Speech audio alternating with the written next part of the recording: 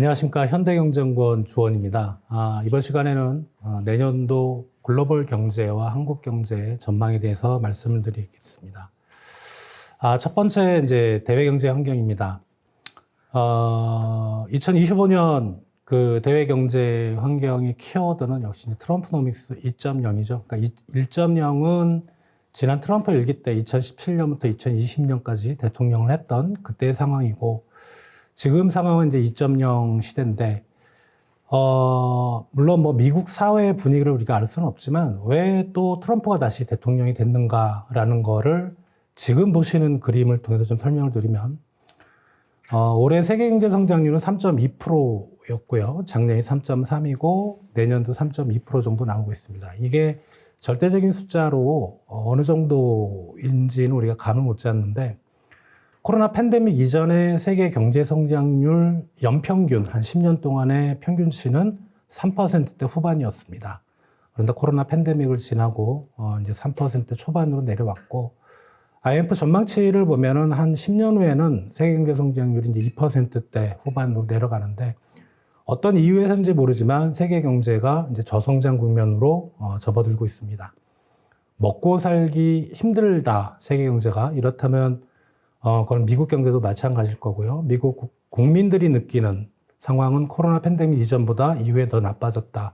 그럼 이제 경제 이슈가 부상을 하게 되고, 그런 쪽에서 강점을 가지는 트럼프 대통령이 다시 대통령에 당선된 걸로 생각이 됩니다. 자, 세계 경제 흐름은 올해와 내년이 크게 달라지지 않습니다. 선진국과 개도국 보면 성장률이 똑같죠. 세계 경제 성장률도 똑같고, 제 경험으로는 이런 경우는 거의 없었고요. 이 말은 뭐냐 하면 IMF도 내년 세계 경제를 모르겠다라는 겁니다. 숫자가 똑같이 뭐 선진국 개도국 할 거 없이 다 똑같이 간다는 거는 사실 뭐 올해의 상황이 내년으로 그대로 이어진다는 거고, 이건 전망을 안 하겠다는 거죠. 그래서 지금 IMF 전망치는 상당히 좀 저희들이 보는 관점에서는 좀 신뢰를 하기 어렵고, 이렇게 가는 경우는 없습니다. 뭔가 이런 상황일 때는 우리가 예상치 못한 그런 쇼크가 터지는 경우가 종종 있다라는 점을 좀 아셨으면 좋겠고요. 자, 주요국들 보면, 자, 미국 경제 성장률 연간으로 보면 올해보다 내년이 내려가죠. 그리고 유럽은 올해보다 내년이 올라가는데 저게 내년 1.2%가 그렇게 좋은 상황은 아닙니다.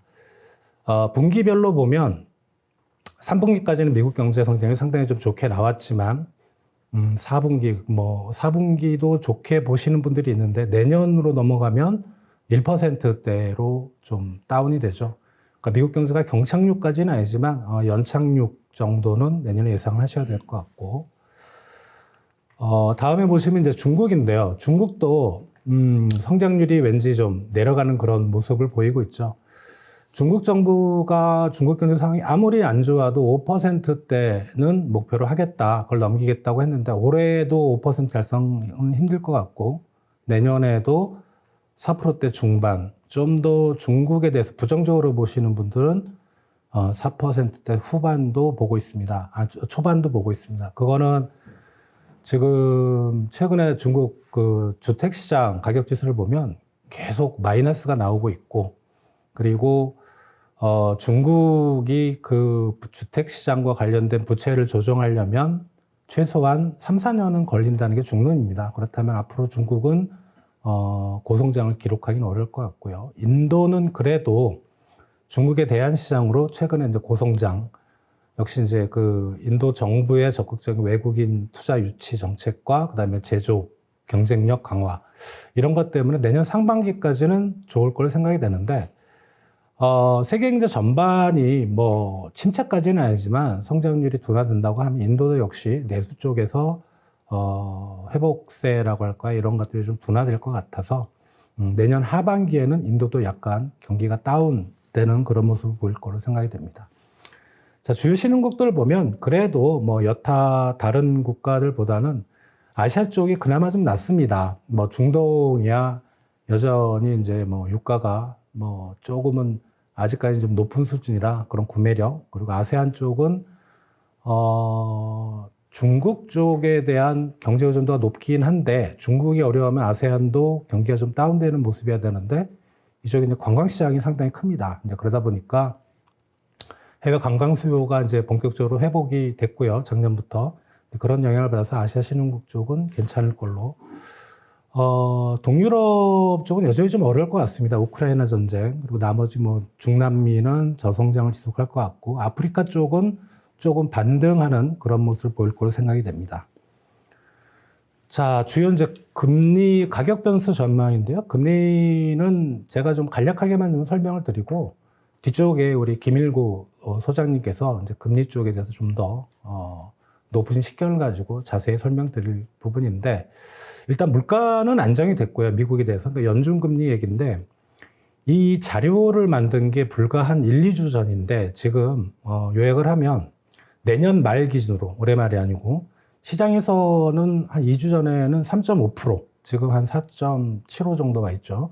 3.5 정도로 예상을 했습니다. 근데 최근 며칠 사이에 좀 많이 분위기가 바뀌었죠. 그래서 다시 이 시장 전망치를 보니까 3.5가 아니고 내년 전망치를 4.0으로 시장에서는 보고 있습니다. 이 말은 연준이 금리를 그동안 좀 빨리 내릴 거라고 예상을 했는데 내년에 상당히 좀 천천히 내릴 가능성 이런 게 최근에 좀 대두되고 있어서, 그렇다면 이제 한국은행은 사실 뭐 우리 통화정책 방향 결정문 보면 부동산 시장이니 가계부채니 뭐 환율이니 뭐 이런 것들을 쭉 제시를 하고 있지만, 시장에서는 그건 다 핑계고 이제 미국 연준만 쳐다보고 있는 게 우리 한국은행인데, 그럼 한국은행도 금리를 내리기 어렵고, 예. 거의 만약에 내년 연말에 연준이 4%를 목표로 한다면 지금 우리나라 금리가 3.25인데 거의 동결로 가야 됩니다. 상당히 지금 금융시장이 생각했던 방향이 아닌 좀 이상한 방향으로 흐르고 있어서, 다만 요게 이제 좀 시간이 지나봐야 우리가 이제 확연한 중앙은행들의 추세를 확인할 수 있기 때문에 이제 그런 부분은 좀 더 지켜볼 필요가 있습니다. 자, 환율입니다. 이게 트럼프가 당선이 되면서, 그죠? 1,400원을 살짝 넘었다가 뭐 1,300원대로 다시 돌아왔는데, 지금 내년 연말 기준으로 1,200원대 후반 정도로 아직까지는 보고 있습니다. 원달러 기준으로. 근데 이 강달러에 대해서 상당히 좀 의문이 드는 부분이 많습니다. 첫 번째, 트럼프는 약달러를 선호를 합니다. 트럼프가 관심을 가지는 거는 이제 미국의 무역수지 적자를 줄이는 거기 때문에, 그럼 어찌저찌 해도 환율이 영향을 미치게 약달러를 선호하는데, 트럼프가 내놓은 경제정책들 보면 유동성이 엄청 풀리죠. 예, 유동성이 엄청 풀리는 그런 정책들. 그런데 그 유동성이 풀리면 약달러로 가는 게 맞는데, 시장에서는 한 번 더 꼬아서 생각합니다. 그렇게 유동성이 풀리면 미국의 물가가 자극이 될 것 같고, 그리고 파월과 그 다음에 트럼프는 이미 서로 돌아섰고, 그럼 파월이 트럼프의 정책, 트럼프가 원하는 방향으로 정책을 필 것 같지도 않고, 또 물가가 불안하면 이제 금리를 동결할 그런 명분도 생기는 거고, 극단적인 경우에는 금리를 다시 올릴 수도 있다. 이런 좀 시장의 생각인데, 이것도 좀 지켜봐야 됩니다. 어떻게 보면은 가정을 해서 이제 강달러를 설명하는 시장의 일당의 어느 정도의 핑계이기 때문에 우리가 좀 지켜봐야 되고, 과거 트럼프 일기 때 2016년 이제 힐러리 클린턴하고 대통령 선거를 했었던 2016년 11월, 그 전으로 한 3, 4개월 정도는 지금만큼은 아니지만 달러가 갑자기 좀 강달러를 보였던 시기도 있었습니다. 근데 트럼프가 취임하고 한 2, 3개월 후에는 다시 또 약달러로 돌아섰거든요. 그래서 최근의 흐름이 내년에도 쭉 간다고 보기는 아직은 확신하기는 어렵고, 이 부분은 좀 더 우리가 살펴봐야 될 것 같습니다. 자, 유가는 확연히 안정될 걸 생각합니다. 일단 가장 큰 거는 앞에서 보셨듯이 미국 성장률도 뭐 나쁜 편은 아니지만 떨어지고, 중국도 떨어지고, 세계 원유 시장에서 두 국가의 수요가 차지하는 비용이 한 30-40% 정도 되거든요. 그럴 때 어떤 글로벌 수요가 떨어진다는 그 가정이 국제 유가를 올해보다는 내년 좀 떨어지는 방향인데, 오른쪽 그림 보시면 WTI가 더 떨어지죠. 예, 이거는 과거 트럼프 일기 때도 미국의 원유 생산이 확 늘었습니다. 그러다 보니까 WTI 가격이 다른 유종, 듀바이나 브렌트보다는 더 떨어지는 그런 모습을 보일 걸 생각이 됩니다. 원자재 가격은 이제 러시아 우크라이나 쪽의 이슈가 아직 살아 있고요. 살아 있긴 한데 좀 많이 안정화는 됐는데 지금 내년도 가격은 거의 좀 뭐 올해 수준으로 보고 있는데 철광석에 대해서는 좀 많이 떨어지는 걸로. 이 부분은 중국 쪽에 공급 과잉 이슈가 있기 때문에. 근데 최근에 월간 단위 통계치를 보면 광물 가격이 조금씩 또 올라가고 있습니다.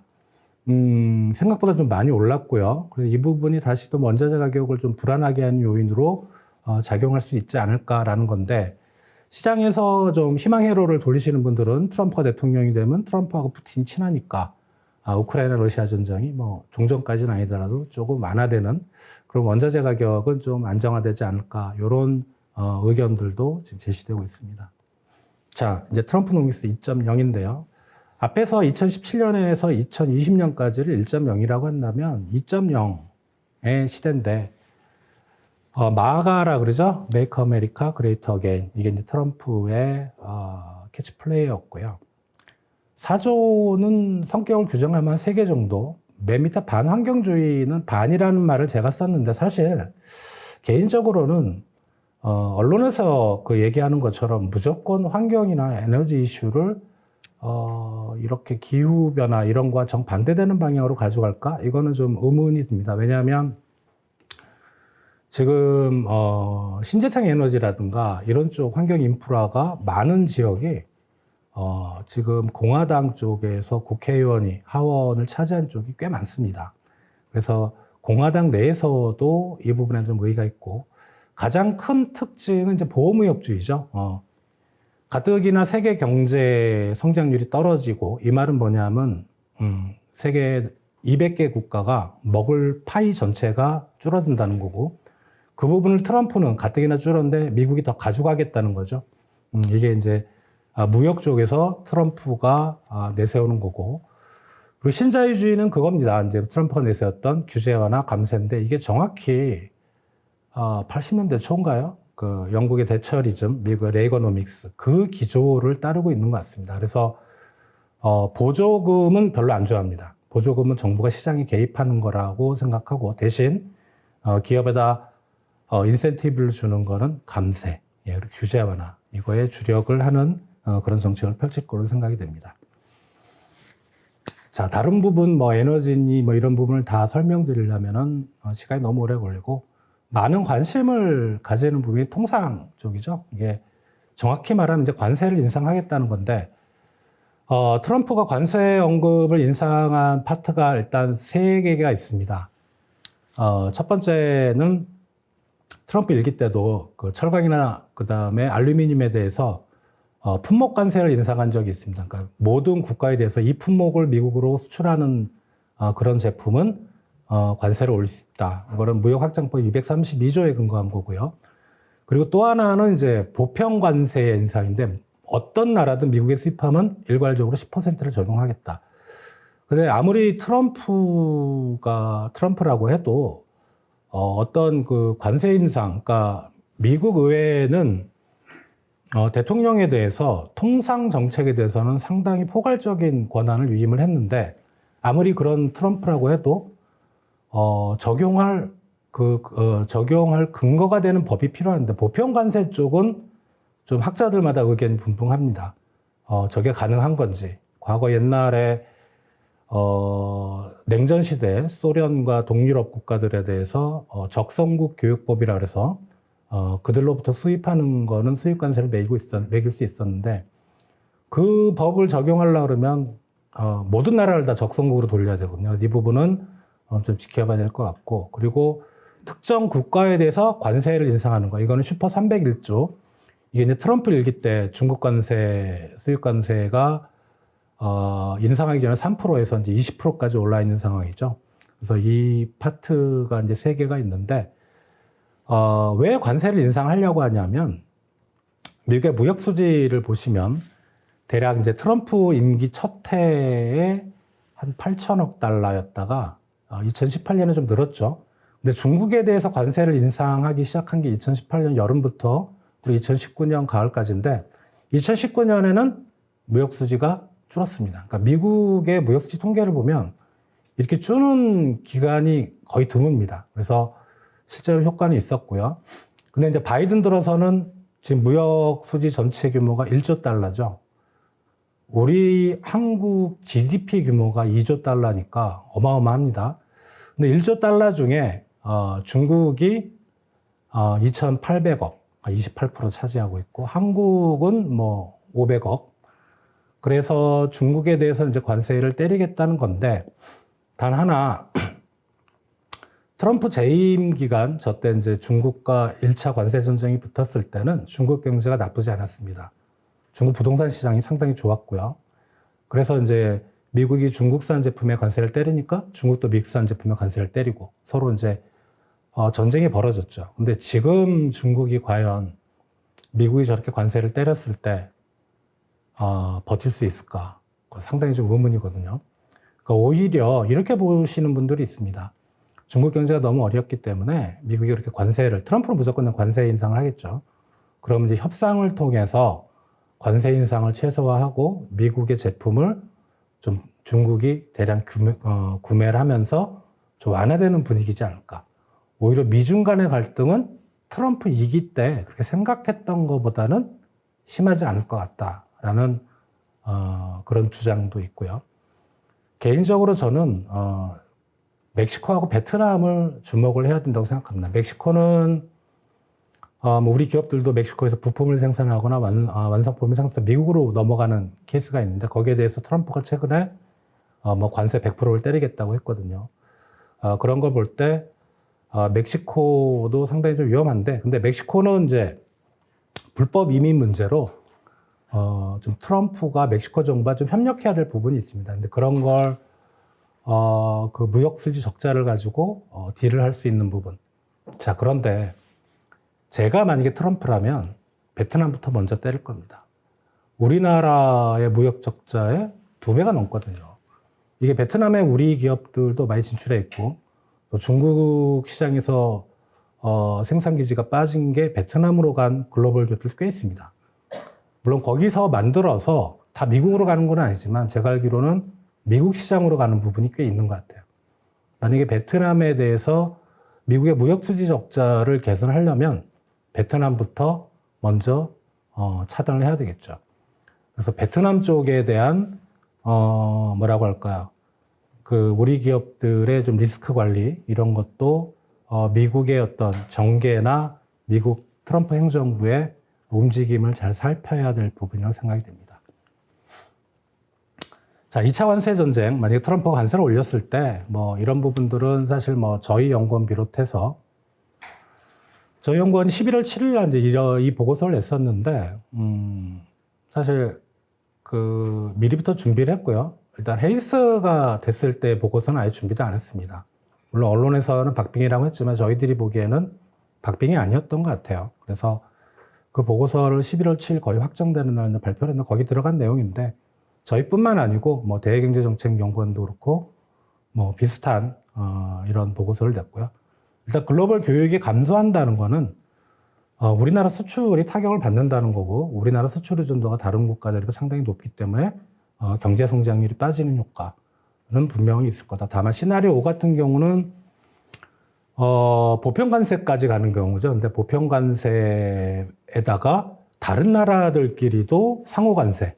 그러니까 어떻게 보면 1930년대 글로벌 대공황 얘기인데 이 가능성은 저는 크게 보지 않습니다. 그래서 5는 아닌 것 같고, 근데 시나리오 1, 2, 3, 4를 보면 비슷합니다. 규모가, 우리 수출 규모나 성장률 빠지는 규모가. 근데 생각보다는 그렇게 크게는 안 빠지더라고요. 그래서 이 부분은 좀 우리가 추이를 더 지켜봐야 될 거로 생각이 됩니다. 다만 트럼프가 이제 1월 달에 취임을 하고 공무원들을 바꾸겠죠. 그리고 고위 공무원 같은 경우는 또 미국 의회 인준도 받아야 됩니다. 그리고 세팅이 된 다음에 바로 관세를 매길 수는 없어요. 품목이든 국가든 시장조사 보고서를 만들어야 돼요. USTR에서 만들고 그게 다시 트럼프로 가고, 그러면 트럼프 행정부는 일정 기간의 유예 기간을 줘야 된다. 그래서 관세 인상이 만약에 나타나려면, 그 효과가 나타나려면 빨라야 내년 말 정도, 그 정도로 생각하고 있어요. 2025년에는 이 불확실성 때문에 금융시장이 흔들릴 수는 있겠지만 우리나라 수출 경기가 이것 때문에 직접적인 영향을 받는 부분은 크진 않을 것 같고 아마 빨라야 내년 뭐 4분기 요 정도부터 수출 감소 효과가 나올 걸로 생각이 됩니다. 자, 공급망 얘기인데요. 이거는 뭐 크게 보면 이제 미국으로 들어오는 투자를 늘리겠다는 건데 실제로 최근에 우리 제조업 쪽에 해외 투자 비중 보면 미국이 많이 늘었죠. 근데 이제 중국 쪽 보시면 많이 줄었습니다. 그러면 뭐 일부에서는 중국에서 빠진 자본이 뭐 인도 쪽이나 동남아 쪽으로 많이 간 거 아닌가라고 이제 말씀을 하실 때 투자 그 통계를 확인해 보니까 그렇게 많이 안 갔더라고요. 예, 뭐 베트남 좀 늘긴 했고 특히 인도는 상당히 좀 미미합니다. 그래서 우리 기업들이 차이나 플러스 원 전략을 제대로 했나 아닌 것 같아요. 예. 미국 쪽으로는 확연히 늘어나지만 여전히 중국 쪽에 뭐 신규 투자는 적지만 기존에 있던 설비들은 계속 움직이는 것 같고 만약에 중국 쪽에 문제가 생기면 이번에 트럼프 관세 전쟁으로부터 영향이 중국 쪽으로 크게 간다면 우리 기업들, 제조업체들이 여전히 좀 많이 손해를 보는 그런 부분이 생기지 않을까 생각이 듭니다. 자, 이제 글로벌 얘기였고요. 이제 국내 경제를 말씀드리면, 정부에서는 올해 초부터 계속 경기 회복 국면이라고 얘기를 하는데, 오른쪽 그림에 동행지수 순환변동치 초록색 보시면, 경기 회복 국면이려면 저 초록색이 올라가는 우상향 트렌드를 보여야 됩니다. 근데 올해 들어서는 한 번도 그런 적이 없습니다. 즉, 우리가 경기 침체, 회복, 이걸 판단하는 기준은 딴 지표를 보는 게 아니고, 동행지수 순환변동치를 봐야 되는데, 저것만 보면 경기 회복은커녕 아직 바닥도 안 와 있습니다. 그렇다면, 물론 이제 9월 통계까지 나왔기 때문에 10월 통계를 봐야 되지만, 경기 바닥이 근처에는 와 있는 것 같지만 지표상으로는 여전히 경기는 추락하고 있는 국면이었다. 올해 들어서 그렇게 보시면 될 것 같고요. 자, 소비는 오른쪽에 소비 지표 보면은 다 마이너스죠. 전기비로 보나 전년 동기비로 보나 이건 소비 침체입니다. 누가 봐도 이유는 이제 금리가 최근에 좀 내려가긴 했지만 여전히 높고 소비자 물가도 상승률은 떨어진 거지 가격 자체가 내려간 건 아니거든요. 이런 것 때문에 실질 구매력이 약화돼서 소비는 상당히 좀 안 좋았다. 내년은 어떻게 되는가? 다행히 심리는 좀 반등을 하고 있는데 올해가 워낙 그 소비가 안 좋았거든요. 그런 걸 생각을 할 때 내년 증가율 올해보다는 조금 높아지는데 저게 정말 소비 회복을 우리가 얘기할 수 있는 수준인가? 그거는 개인적으로 좀 의문이 갑니다. 설비 투자는 IT 투자 쪽이 올해 상반기에 좀 약간 괜찮다가 3분기부터 갑자기 안 좋아졌습니다. 오히려 다른 쪽 투자가 늘면서 전체 투자를 견인했고요. 저 IT 투자의 대부분은 반도체인데 3분기 저렇게 IT 투자가 갑자기 줄었다는 거를 상당히 우려스럽게 생각해야 될 부분인 것 같습니다. 구체적인 사업장까지는 제가 확인할 수 없지만 예를 들어서 평택의 삼성 그다음 투자가 중단된 게 아닌가 그런 생각도 좀 들고요. 아무튼 IT 투자가 상당히 좀 어려운 그런 부분을 보이고 있습니다. 올해 워낙 안 좋았기 때문에 여기 설비 투자도 반등은 합니다만 저게 설비 투자가 정말 회복된다고 할 때 설비 투자는 변동성이 큰 지표라 한 10%는 가까이 나와야 되거든요. 근데 3.8%밖에는 안 나오고 있습니다. 건설은 제가 굳이 말씀을 안 드려도 지금 문제는 지금 건설 투자도 마이너스지만 뭐가 문제냐면 건설 투자 선행 지표, 허가, 착공 이런 걸 보면 지금 다 반토막이 나 있습니다. 즉 내년 이게 보통 시차가 1년에서 2년 잡거든요. 내년뿐만 아니고 그다음에 2026년까지도 건설 경기는 쉽게 살아나기 좀 어렵다. 원인은 고금리, 높아진 건설비 그리고 수요의 부족 이런 것들이 복합적으로 작용을 하고 있습니다. 자, 수출은 좋아 보입니다. 상당히 증가율 플러스 나오고 있고요. 11월 수출은 제 생각에는 살짝 마이너스가 나오지도 않을까라는 생각인데 우리 수출에 올해 들어서 반도체 수출 비중이 20%거든요. 예, 작년에 한 10몇 %였다가 크게 늘었습니다. 즉 지금 수출 증가에 100% 거의 100% 가깝게 반도체가 견인하고 있는데 올해 들어서 반도체 물량 기준으로 증가율을 잡으면 다 마이너스입니다. 지금까지. 그런데 물량이 마이너스였음에도 반도체 수출이 호황을 보였던 건 단가가 높았기 때문인데 지금 9월부터 우리 D램, DDR 쪽 반도체 가격이 다 일제히 떨어지고 있습니다. 그렇다면 내년 수출을 우리가 긍정적으로 좀 보기는 어렵습니다. 저희도 내년 수출은 플러스 5%로 긍정적으로 봤는데 만약에 반도체 가격이 이런 식으로 사이클이 종료가 되고 떨어진다면 내년 수출이 마이너스까지도 나올 가능성이 충분히 있다고 생각이 됩니다. 자, 물가는 많이 안정화가 됐고요. 뭐 2%대 접근하고 있고 방향성은 크게 두 가지라고 보시면 되는데 올해 말쯤에 경기 바닥 찍고 경기 동행지수 순환변동치 기준으로 내년에 천천히 올라가는 이 가능성을 더 높다고 말씀을 드리고 싶은데 지금 대외 여건도 그렇고 국내 수출 그다음에 소비 여건도 그렇고 저렇게 올라가려면 하느니 금리를 좀 빨리 내려줘야 되는데 지금 걸려 있거든요. 연준이 상당히 매파적으로 돌아설 가능성. 그렇다면 U자보다는 L자형 가능성이 더 높아 보입니다. 그러나 저희 연구는 대외적으로는 이제 U자형 가능성이 항상 높다고 말을 하지만 L자형 가능성, 장기 침체 가능성이 한 달 전, 두 달 전보다는 조금은 좀 높아졌다. 이렇게 정리가 되겠습니다. 그래서 내년 성장률은 저희가 한 2.2% 정도 보고 있고요. 대부분 기관들도 다 그 정도의 성장률을 보고 있는데 이거는 저희 연구는 공식적인 입장은 아닌데 개인적으로는 2% 안 나올 것 같습니다. 1%대 후반 정도. 우리가 1960년 이후로 2%가 안 나왔던 연도가 딱 5번 있는데 아마 6번째 해가 내년이 되지 않을까 생각이 됩니다.